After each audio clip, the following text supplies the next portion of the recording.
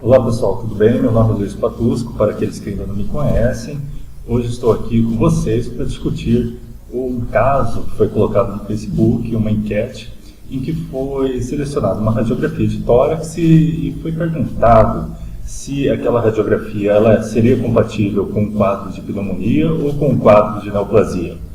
Bom, antes da gente falar especificamente sobre essa radiografia, que é justamente essa que está aparecendo aí na tela para vocês, eu gostaria de fazer alguns comentários que são importantes para que a gente possa definir realmente o diagnóstico desse paciente. Esse foi um paciente que nós tivemos acesso em um dos hospitais que eu trabalho. Muito bem, a radiografia que foi apresentada então para vocês, essa radiografia aqui, no Facebook, só que eu gostaria que antes vocês olhassem para essa radiografia de baixo aqui. As duas radiografias, elas têm algumas características em comum, tá? Primeiro, as duas radiografias, elas utilizam um método digital de geração de imagens, não é uma radiografia convencional, né? E isso no nosso curso de imagens do tórax, a gente deixa bem claro alguns aspectos relacionados a esse método digital. Dentre eles, a capacidade de você fazer a equalização das estruturas torácicas. Então, o que isso significa, Patusco? Eu consigo visualizar muito bem, por exemplo, estruturas ósseas, sem ter um comprometimento da visualização das estruturas do parênquima pulmonar, por exemplo. Eu consigo visualizar muito bem as partes moles, sem ter um comprometimento, por exemplo, da visualização então, do arcabouço ósseo. Então, as radiografias digitais, elas trazem boas vantagens para a gente na hora da geração e na hora da interpretação daqueles exames. Então, tanto uma radiografia quanto outra, que é apresentada nesse slide, elas foram geradas por métodos digitais.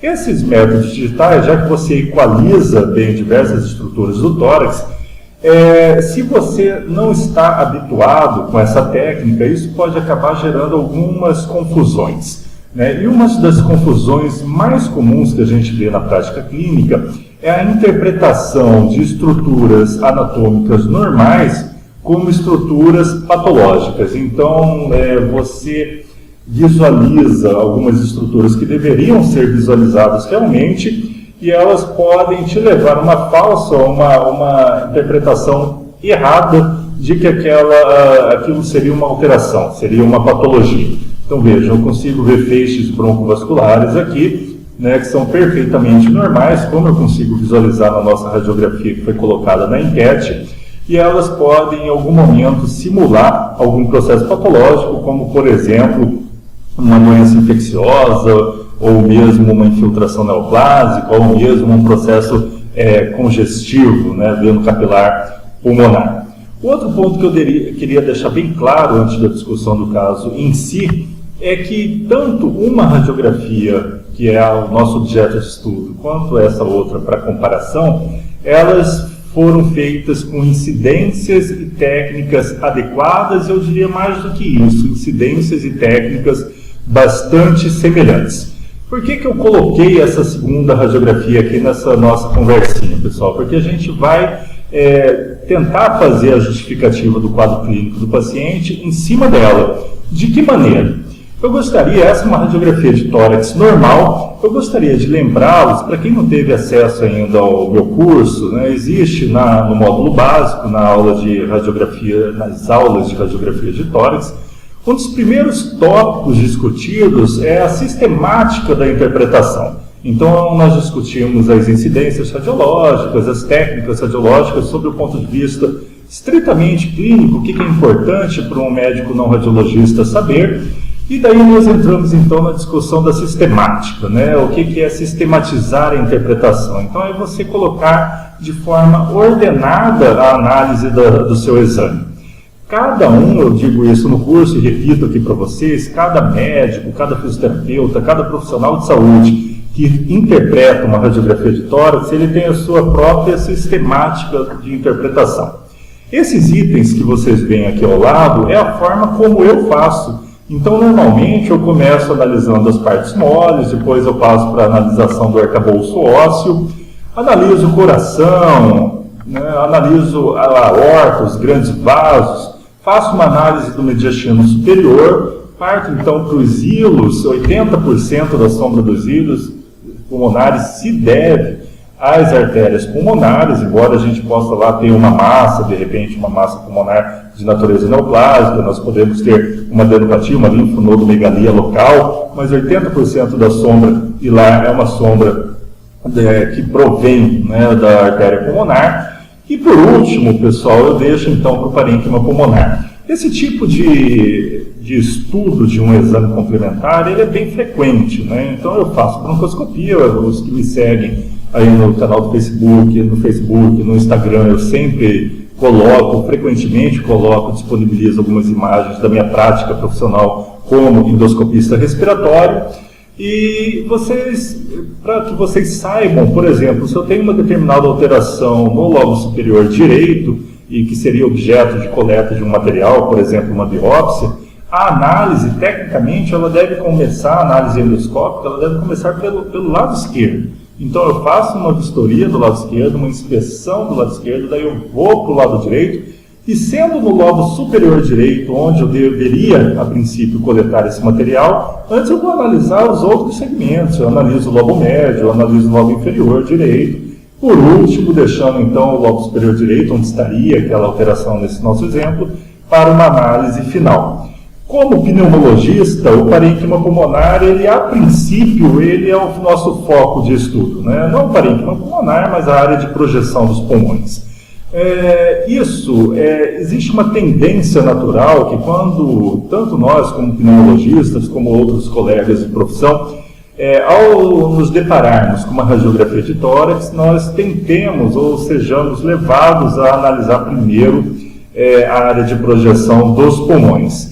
Isso, a princípio, é tecnicamente um erro. Então, se vocês preferem analisar os pulmões primeiro, vocês têm que tomar muito cuidado para não deixar de avaliar esses outros itens aqui da anatomia torácica, né? Tem gente que gosta de começar analisando a cintura escapular, depois parte para os grandes vasos, depois vão para o parênquima pulmonar, daí sim, por último, fazem uma análise das partes moles. A sequência, gente, a sequência é individual. O que eu quero deixar claro é que vocês não podem, né, nós não podemos deixar de avaliar todos esses compartimentos do tórax. Isso nem sempre é fácil, então existem técnicas para que isso seja sistematizado. A técnica que eu utilizo é dividir o tórax, né, em terços, em três sessões, uma superior, uma média e uma inferior. Patusco, eu posso dividir em 15 sessões? À sua vontade, façam dessa maneira. Né? Então, como que eu analiso? Particularmente, é isso que eu tento passar no meu curso, né? Situações da minha prática que ajudam realmente na interpretação de um exame de imagem. Eu divido o tórax, o exame, em 3 segmentos: o superior, né, um segmento superior inicialmente, depois um médio e um inferior. Em cada um desses segmentos eu faço essa sequência. Analiso partes moles, ossos, coração, aorta, mediastino, hilos e parênquima pulmonar ao final. Essa análise, pessoal, é sempre com o outro lado. Então a gente faz uma avaliação com o segmento contralateral. Se eu estou avaliando aqui uma porção da escápula que aparece aqui para mim, essa mesma porção da escápula ela vai ser avaliada do outro lado. Ok? Se eu estou avaliando esse primeiro arco costal aqui à esquerda, eu vou compará-lo então com o primeiro arco costal à direita. Então, quando vocês fazem esse tipo de análise, esse tipo de avaliação, fica muito mais difícil que um processo patológico passe despercebido e fica muito mais difícil que vocês considerem uma situação anatômica normal do tórax como potencialmente patológica. Então, vejam, eu faço uma análise aqui do arcabouço, partes moles, arcabouço ósseo, enfim, coração eu não vou avaliar aqui, eu vou avaliar quando eu começar a chegar, então, no terço médio e no terço inferior. Da mesma forma, cheguei aqui, estou analisando o terço médio, avalio partes moles, então o tecido lateral, né, do tórax, de um lado e do outro, faço comparativo, estruturas ósseas, arcos costais, daí sim, câmaras cardíacas, já consigo avaliar aqui o hilo pulmonar, direito e esquerdo, e os principais ramos das artérias pulmonares em ambos os lados, e finalmente eu passo então para a avaliação do terço inferior, onde eu consigo avaliar o restante aqui da câmara do coração, da silhueta cardíaca, eu consigo avaliar a sombra do diafragma, consigo avaliar os seios cardiofrênicos e costofrênicos bilateralmente. Então, existem situações de variação anatômica, existem situações de variações de normalidade, que nós discutimos também no curso de imagens do tórax, mas reforçando que essa análise criteriosa, né, em terço superior, médio e inferior, e comparação entre os lados direito e esquerdo, deve existir uma certa simetria, tá, com alguns graus de variação, pequenas variações, mas na maioria das vezes uma simetria entre os lados que nos ajudam então a fazer uma análise correta do exame de radiografia ou de tomografia computadorizada do tórax. No nosso caso, entrando agora no nosso caso especial, né, na nossa participação eu percebi que a maioria, né, pela última análise que eu fiz dos resultados, a maioria das pessoas que votou que a radiografia seria compatível com um quadro de pneumonia. Na verdade, pessoal, pneumonia não é o diagnóstico desse paciente, né? Esse paciente, por mais que eu não saiba o diagnóstico inicial dele, alguma coisa me chama muita atenção já na primeira análise, quando a gente utiliza essa técnica que eu acabei de passar para vocês. Então vejam, eu separei o tórax aqui no terço superior, fiz uma divisão, e conforme eu disse a vocês, eu começo sempre fazendo uma análise das partes moles e do arcabouço ósseo. As partes moles, então, o tecido supraclavicular aqui, ele não está bem visualizado, eu consigo ver um pouco do tecido axilar aqui, né? E embora tampado aqui, eu vou ver mais no terço médio aqui, uma parte ainda do tecido lateral do tórax, ok? Quando eu passo para o arcabouço ósseo, existem algumas pequenas alterações, mas eu quero agora aqui chamar a atenção para uma grande alteração que ela é visível. Essa alteração ela está bem aqui, ó. Então quando eu faço a análise do húmero na cintura escapular, né, então a cabeça humeral, lembrem-se sempre que deve haver algum tipo de simetria, né, uma boa simetria entre os lados que estão sendo analisados. E se vocês procurarem um pouquinho melhor nas clavículas, por exemplo, vocês vão ver que existem algumas falhas, né, de densidade. Essas falhas de densidade caracterizando áreas de destruição óssea. Essas áreas de destruição óssea, então, relacionadas a processos líticos, né? Então, alterações osteolíticas, tá? Daí eu parto então para a análise de todos aqueles segmentos torácicos que a gente comentou, chegando até o parênquima pulmonar. Quando eu faço a avaliação do parênquima pulmonar do lado direito e do lado esquerdo desse paciente, eu não percebo nenhuma alteração significativa. Então o que nós temos, né, e nenhuma alteração significativa, principalmente compatível com pneumonia, visualizada ou são visualizadas nem nos terços médio, nem no terço médio, nem no terço inferior.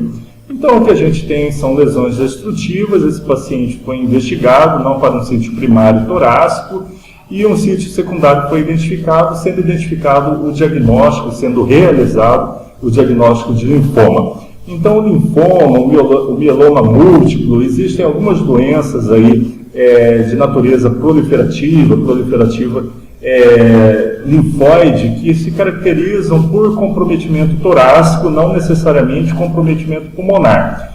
Eventualmente, os padrões de acometimento torácico, eles se confundem, inclusive, com padrões de acometimento de neoplasias pulmonares, cujo sítio pulmonar é o sítio primário. No caso desse paciente, não, né, o comprometimento não é um comprometimento pulmonar, é um comprometimento torácico, sim,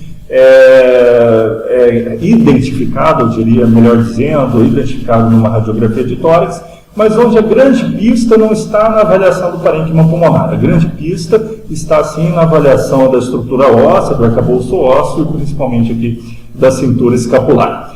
As lesões que eu acredito que tenham confundido boa parte dos que votaram como sendo pneumonia, elas têm a ver com aquele primeiro slide que a gente apresentou, então com o fato de ser uma radiografia digital. Elas têm a ver com o fato desse paciente ter um histórico tabágico e um espessamento peribrônquico realmente, mas esse espessamento peribrônquico ele não configura, a princípio, do ponto de vista radiológico, um diagnóstico claro de pneumonia, tá? E pode ter a ver também com uma questão do Facebook, né? Que quando a gente coloca a imagem, existe uma miniaturização, existe uma certa deformidade da imagem que não estava tão clara como essa está, embora, se vocês fizerem uma avaliação retrospectiva, vocês nesse momento acredito que verão com muita facilidade essa diferença então da densidade que existe aqui na cabeça do húmero direito do paciente para o húmero esquerdo desse paciente.